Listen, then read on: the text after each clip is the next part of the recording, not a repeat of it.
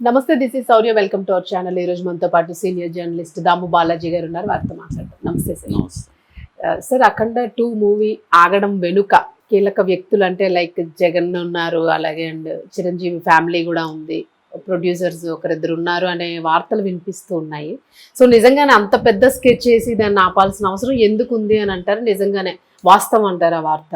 అంటే మామూలుగా వీటిని కాన్స్పిరసీ థీరీస్ అంటారు. కాన్స్పిరసీ థీరీస్ అనేవి జ్యూసీగా ఉంటాయి, ఇంట్రెస్టింగ్గా ఉంటాయి. అందరికి కూడా గాసిప్స్ ఇష్టపడిన వాళ్ళు ఎవరు ఉండరు.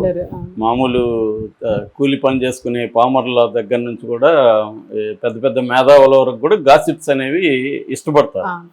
సో అలాగా ఏది జరిగినా దాని వెనక కాన్స్పిరసీ థియరీలు బయటకు వస్తాయి. సో ఇప్పుడు బాలయ్య సినిమా దీనికి పెద్ద హైప్ వచ్చింది. ఆయన కెరీర్లోనే హై బడ్జెట్ సినిమా, తర్వాత పాన్ ఇండియా సినిమా, బిజినెస్ ఎక్కువైన సినిమా, ఇలాగా అనేక రికార్డులు బాలయ్యకు ఉన్నాయి. ఇది చాలా ప్రెస్టీజియస్ సినిమా బాలయ్య కెరీర్లో, 110వ సినిమా. కాబట్టి దీన్ని గందరగోళపరచాలని కొంతమంది, బాలయ్యని దెబ్బతీయాలని, కెరీర్ని ఇబ్బంది పెట్టాలని ఈ సినిమాని ఆపారు అనేది ఒక వెర్షన్. ఆపాలని అవసరం ఎవరికి ఉంది? ఇద్దరికే ఉంది. ఒకరు జగన్కి బాలయ్యకి పడదు. జగన్ని ఆ మధ్య కూడా బాలయ్య కూడా సైకో అని మాట్లాడడం అవన్నీ చేశాడు. కాబట్టి అంతకు ముందు నుంచి కూడా బాలయ్యకి జగన్కి గొడవలు ఉన్నాయి. సో అట్లాగే కూటమికి జగన్కి కూడా ప్రాబ్లమ్స్ ఉన్నాయి. కాబట్టి బాలయ్యని ఇబ్బంది పెట్టాలని జగన్కి మోటివ్ అయితే ఉంది. అదొకటి. రెండవది ఇంకెవరికి ఉంది? మెగా ఫ్యామిలీకి బాలయ్యకి ముందు నుంచి పడదు. ఇంతకుముందు కూడా చాలా వాళ్ళేంది మా బ్రీడ్ వేరు, మా బ్లడ్ వేరు అని మాట్లాడాడు. అప్పుడు కూడా నాగబాబు ఏంటి మీ బ్లడ్ ఏంటి, మీ బ్రీడ్ ఏంటి, నువ్వేమన్నా రాయల్ వంశమా, అదే ఆయన వీడియో కూడా అప్పుడు చేశాడు. అట్లాగే వీళ్ళిద్దరి మధ్య ఒక కోల్డ్ వార్ నడుస్తుంది. ఎందుకంటే సినిమా ఇండస్ట్రీలో ఎవరు పెద్ద, చిరంజీవి దాసరి తర్వాత చిరంజీవి పెద్ద మనిషిగా ఇండస్ట్రీ సమస్యలను పరిష్కరించాలని ఆయన ట్రై చేస్తున్నారు. ఆయన కొంత దానికోసం పర్సనల్గా కూడా కొంత ఖర్చు పెట్టి కరోనా టైంలో కూడా చాలామందికి హెల్ప్ చేశారు చిరంజీవి.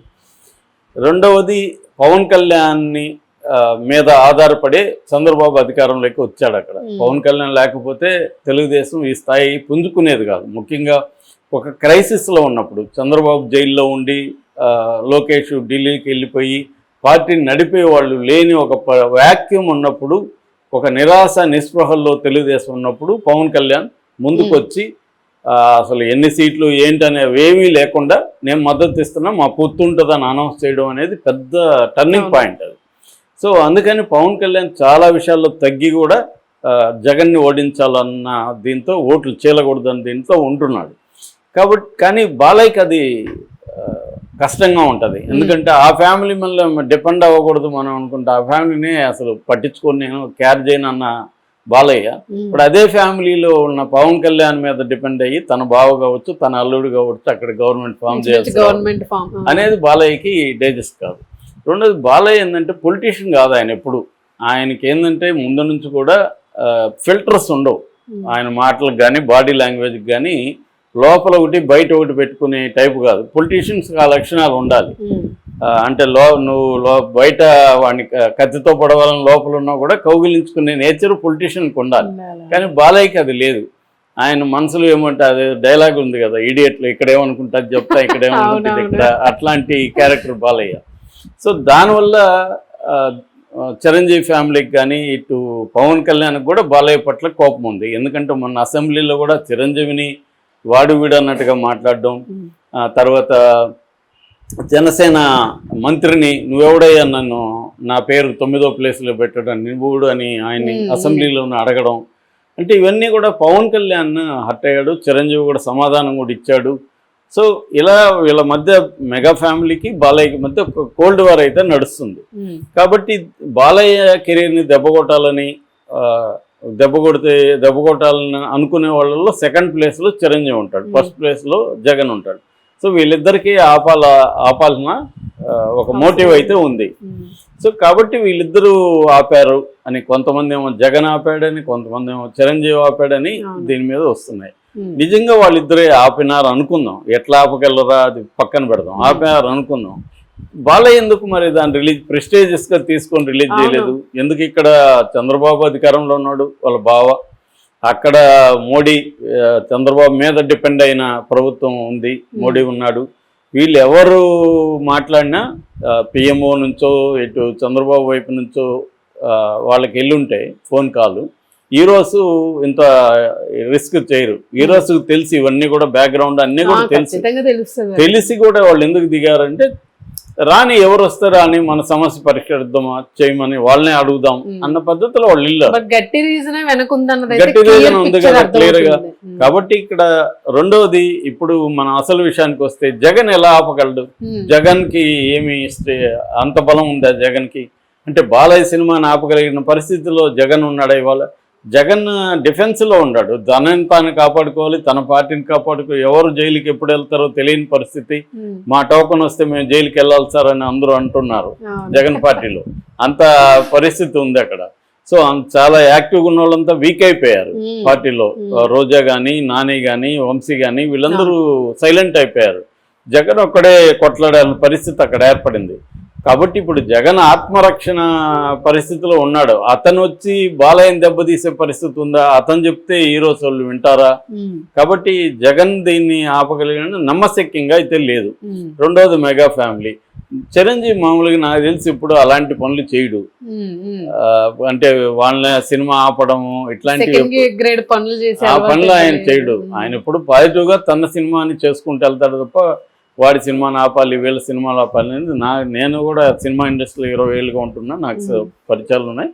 చిరంజీవి ఆ పని చేయడు. ఒకవేళ చేయాలనుకున్నాడు అనుకో కోపంతో, ఆయన ఎక్కువ పవర్ఫుల్లా, బాలయ్య ఎక్కువ పవర్ఫుల్లా పొలిటికల్గా. కాబట్టి ఇదంతా కూడా ఏంటంటే అదేదో ఆడలేక మధ్యలో ఓడని పాత సామెత ఉంది. సో నువ్వు మధ్యలోని కొట్టలేక అది బాలేదని చెప్పినట్టుగా ఉంది తప్ప, అంటే బాలయ్య సినిమా ఆగిపోవడం వెనక జగను మెగా ఫ్యామిలీ ఉందంటే ఇంకా అవమానం బాలయ్యకి. యాక్చువల్ అంటే వీళ్ళిద్దరిని నువ్వు డీల్ చేయలేకపోయినావని, నువ్వు ఒట్టి మాటలు తప్ప అసలు విషయం వచ్చినప్పుడు డీల్ చేయలేకపోయాడు బాలయ్య అనేదే కదా అది.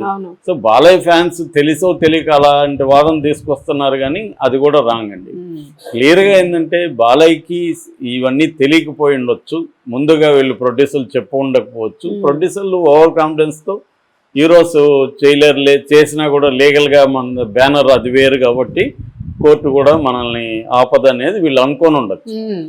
కానీ ఈరోజు వెళ్ళడం, కోర్టు కూడా వాళ్ళ వాదంతో ఏకీభవించడం, అందువల్ల వీళ్ళ కాన్ఫిడెన్స్ లెవెల్స్ అనేవి పడిపోయినాయి. వీళ్ళ ఓవర్ కాన్ఫిడెన్స్ వల్ల బాలయ్యకి ముందు చెప్పకుండా. రెండోది, మనకు వచ్చిన ఇన్ఫర్మేషన్ ప్రకారం బాలయ్యకి కూడా 10 కోట్లు ఇవ్వాలి, డైరెక్టర్కి కూడా 3 కోట్లు ఇవ్వాలి అనేది కూడా అంటున్నారు. అందువల్ల ఇప్పుడు బాలయ్యని పోయి డీల్ చేయమని అడగలేరు కదా, ఎందుకంటే ఆయనకే డబ్బులు ఇవ్వాలి. కాబట్టి అడుగుండకపోవచ్చు. బాలయ్య కూడా ఎంత రిస్క్ తీసుకొని నేను ఎవడో పట్టుకొని నేనెందుకు రిలీజ్ చేయించుకోవాలి, వీళ్ళది కదా తప్పు అని ఆయనకే కోపం ఉంటది కదా. నాకే వీళ్ళు 10 కోట్లు ఎగ్గొట్టారు, నేనెందుకు ఇప్పుడు చేయాలి, ఆగిపోతే నా కెరీర్ ఏమవుతుందని ఆయనకి సినిమాలు ఉంటాయి. ఆయనకేమి ఈ సినిమా ఆగినా ఆగిపోయినా ఆయన కెరీర్ పెద్ద నష్టం ఏం లేదు. సో ఆ రకంగా బాలయ్య అనుకోండొచ్చు, నేనెందుకు వీళ్ళ కోసం అంత రిస్క్ తీసి నేను ఎవడో పోయి నేను అడుక్కోవాలి. బాలయ్యకి కూడా కొంత ఆత్మాభిమానం ఎక్కువే ఉంటుంది, ఎవడో పోయి అప్పుడంటే ఆయన కాల్పులప్పుడంటే అది లైఫ్ అండ్ డెత్ ఇష్యూ కాబట్టి ఖచ్చితంగా ఆయన ఎవరైనా ఎప్పుడైనా కూడా మన ఆత్మాభిమానం దేనికైనా కూడా ఇప్స్ అండ్ బర్డ్స్ ఉంటాయి, ఎక్సెప్షన్స్ ఉంటాయి. ప్రాణాల దగ్గరికి వచ్చినప్పుడు మనం ఎవరినైనా అడుక్కుంటాం. ఎక్సెప్షన్స్ కాదు కదా, తన్ను మాలిన ధర్మం మొదలు చెడ్డ బేరం అని పాత సామెత ఉంది. అంటే నువ్వు ఫస్ట్ ఉండాలి కదా, ఆ తర్వాత కదా ఆత్మ ఉంటే కదా ఆత్మాభిమానం ఉండేది. ఆత్మ అంటే నువ్వు అనుకున్నావు. సో కాబట్టి బాలయ్య ఈ కాంటెక్స్ట్ లో ఆయనకి పోయి ఎవరినో పట్టుకొని సినిమాని వాళ్ళకి, ఇప్పుడు వాళ్ళు కూడా అడుగుతారు హీరోస్ వాళ్ళు, సార్ మరి మీ సినిమా డిస్ట్రిబ్యూషన్ అంతా మాకు ఇస్తారా, మాకు మరి ఇంత అప్పులు ఉన్నాయి ఇవ్వలేదు వీళ్ళు, మీరు హామీ ఇస్తారని అడుగుతారు బాలయ్య చెప్తే వాళ్ళు కూడా. కాబట్టి అందుకని బాలయ్య కూడా నాకే వీళ్ళు 10 కోట్లు ఎగ్గొట్టారు, 40 కోట్లు రెమ్యునరేషన్ అని చెప్తున్నారండి ఈ సినిమాకి బాలయ్యకి. ఇందులో 10 కోట్లు ఎగ్గొట్టారు అనేది వస్తున్న వార్త. సో పైగా అమ్ముకున్నారు మంచిగా వీళ్ళు. 145 కోట్లు థియేటర్ బిజినెస్, ఒక 100 కోట్ల వరకు ఓటీటీ అండ్ సాటిలైట్ అయినాయి, డబ్బులు మంచిగా వచ్చాయి. వీళ్ళకి నేనెందుకు, నాకే ఎగ్గొట్టిన వాళ్ళు వీళ్ళకి నేనెందుకు హెల్ప్ చేయాలని బాలయ్య కూడా అనుకోవచ్చు. కాబట్టి ఇక్కడ జగన్ను చిరంజీవిను నిందించడం కరెక్ట్ కాదు. ఈ డైనమిక్స్ ఈ పాలిటిక్స్ ఇంటర్నల్గా అర్థం చేసుకోవాలి సినిమాలు. దాన్ని బట్టే విషయాలు అర్థమవుతాయి తప్ప బాలయ్య ఫ్యాన్స్ ఏంటంటే వాళ్ళు అప్సెట్ అయిపోయారు, ఊహించలేదు. అసలు ఎక్స్పెక్ట్ అంటే చేయలేదు గవర్నమెంట్స్ ఉన్నాయి, బాలయ్యకి ఇది ఉంది, ఈ టైంలో ఇట్లాగా సినిమా ఆగిపోతుందని ఎవరు కూడా ఊహించలేదు. అది వాళ్ళకి ఒక షాక్ గా ఉంది, అవమానకరంగా ఉంది. వైసీపీ వాళ్ళు గమ్మున ఉండరు కదా, వాళ్ళు ఇంకా దాన్ని రెచ్చగొడుతూ పోస్టులు పెడుతుంటారు. అందువల్ల ఇవన్నీ కాన్స్పిరసీ థియరీలు వస్తాయి. కానీ నాకు తెలిసి అవేమీ లేవు. బాలయ్య గట్టిగా ట్రై చేయట్లేదు, జగన్ చిరంజీవి ఆపే పరిస్థితి అయితే లేదు. Right sir. ఏదైనా అంటే సార్ నిన్న ఒక వార్త విన్నాం మనము, అంటే బాలయ్య రెమ్యూనరేషన్ కూడా వదులుకోవడానికి సిద్ధపడ్డారు మూవీ రిలీజ్ చేయమని చెప్పేసి. అది అబద్ధం అండి, ఎందుకంటే ఆయనకి ఆల్రెడీ 10 కోట్లు ఇవ్వాలి, ఆయన ఎక్కడ ఇంక వదులుకునేది. సరే నాకు ఇవ్వకండి ముందు వాళ్ళకి ఇచ్చి రిలీజ్ చేయమని అన్నాడు అనుకుందాం, వీళ్ళు ఆయనకే కొట్టిన వాళ్ళు వీళ్ళు ఎక్కడ పోయి ఇప్పుడు ఇస్తారండి, కాబట్టి అది జరగదు. ఎనీవే ఏదైనా ఫ్యాన్స్ అయితే మాత్రం పాపం వాళ్ళు వెయిట్ చేస్తూ ఉన్నారు, చూడాలి. అప్సెట్ అవుతారు. Thank you sir.